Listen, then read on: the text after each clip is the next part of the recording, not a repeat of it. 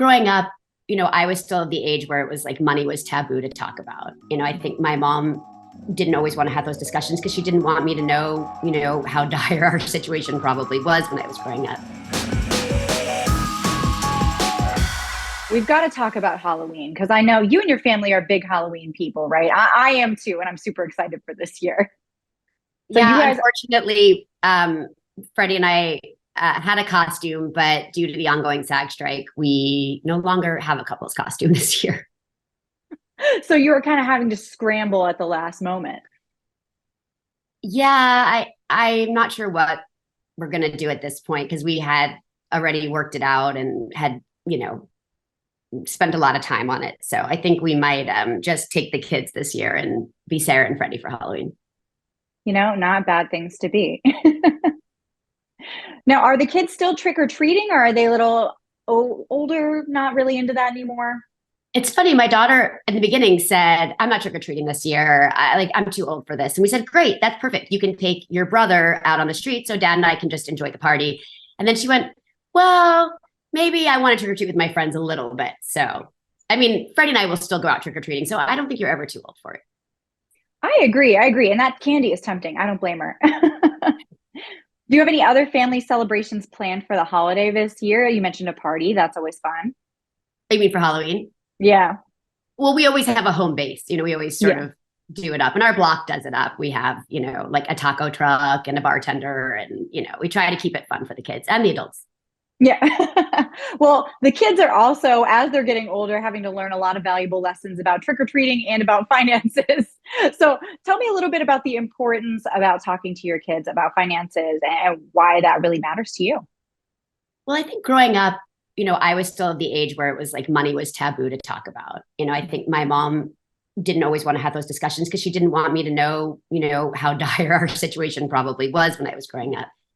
And, maybe you took home economics in high school, but by then, it's kind of too late. And the world has changed so much since then. And so much of it is digital now that I don't think there's the same comprehension that kids had. We had cash and then we would see our cash go away. And then maybe you would go to the bank and you would take your cash and you'd put it in a checking account and it would sit there, but you have to take it out. Like it just wasn't as money moves so much faster now that I think kids have less of an understanding and less financial literacy because it's all just on a card and it just seems out in the ether. And so we've started early with our kids to have these conversations.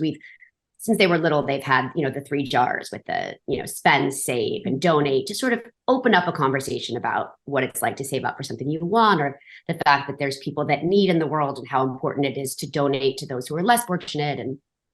But my daughter's a teenager now and she goes out with her friends, and she came to me recently or a year ago, whatever it was, and said, "I need a credit card." And I was like, "Yeah, right." And she said, "No, but you don't understand.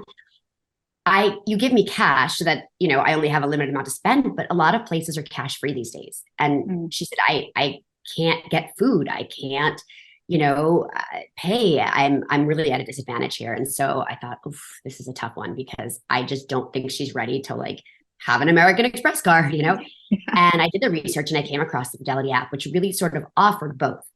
It has the independence for her so that she can take accountability, be responsible. But I have the parental oversight to know where it's going and how she's using it and what she's learning.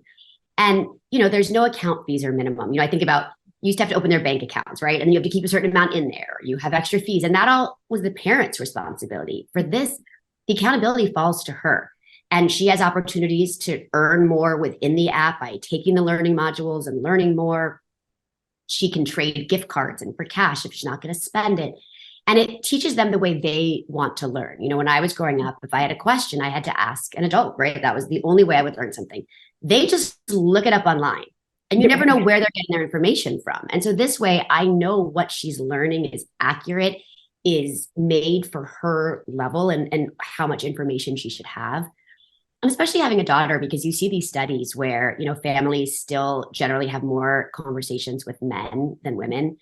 You talk about getting credit cards and the statistics show that, the boys answer eager and the girls answer nervous. Mm-hmm. And we want to have an equal playing field. We want women to feel just as independent and confident about money, saving, spending, all of that as, we give the same opportunity to our boys.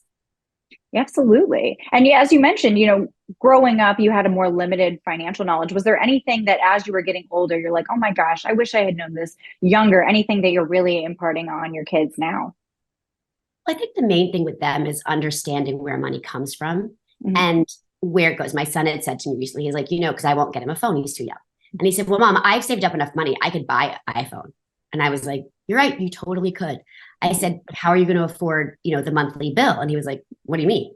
And I said, well, you buy the phone, but then you have to have a phone program and you have to have, you're going to want 5G and you're going to want unlimited texting. And I showed him how much a phone bill was. And he was very wide eyed and realized very quickly, I guess I just have to wait till you'll get me the phone. And so it's those Right. conversations to making sure that they understand Yeah. what a responsibility money is and that it doesn't legitimately either grow on trees or just show up on the internet. Yeah, absolutely. And looking back kind of on your own financial education, was there anything that you remember learning at a younger age that kind of has shaped your relationship with money? Or was it all just kind of like you said, taboo, unable to be talked No, I about? had a very different experience because I had a job since I was young. Yeah. And when I was a teenager, I was on a soap opera. And in those days, there were two ways that you could get paid.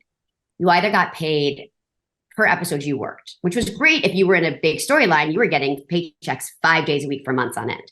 But then all of a sudden your storyline would die down and maybe you'd work twice a month. And the only income you would have would be those 2 days. Or you could get paid what your guarantee was. Like maybe you were guaranteed 1.5 episodes a week or 2 episodes a week. And then anything you worked over that in the month was for savings. And it was an unpopular way to do it. But at a young age, my mom suggested that I do it that way. And I did. And so I learned very early about living off a certain amount and then being able to save. And I think for me, that was, life. It was a game changer because now I've always lived my life that way. I've always taken out from paychecks instantly to go, and I've told so many people, like, you don't realize, like, you could take $50 a month, but it adds up quickly. You could take $200 a month and put it aside. And then all of a sudden, you have this savings that you're building on. And so I think for me, that was how my relationship with money has always been, is it's not about spending. Right. And that's not the experience of so many former child stars as well. And most people don't. Luckily, I wasn't a child star. It makes it easier. Yeah. I was just a working actor. In our hearts. Thank you. But I think, that changes. And, most people don't have that option, right? You get paid weekly or biweekly, right? That's just it. You can't ask your boss to save your money. So it's really about you doing it. So that was a very fortunate situation that I chose that way, but not an opportunity that's really offered. So an app like this that's teaching them to do that. Do you want to round up? Do you want to put extra to save? Do you want to put a goal? Like my daughter will put a picture of something she really wants to save up for. And it'll remind her how far she has to get to that goal. And then all of a sudden she'll reach that goal and she'll be like, well, that wasn't so hard. Maybe I want to save for something bigger. And that's the learning. That's what you're looking for. Yeah. All valuable life lessons. Thank you so much for sharing them with us today.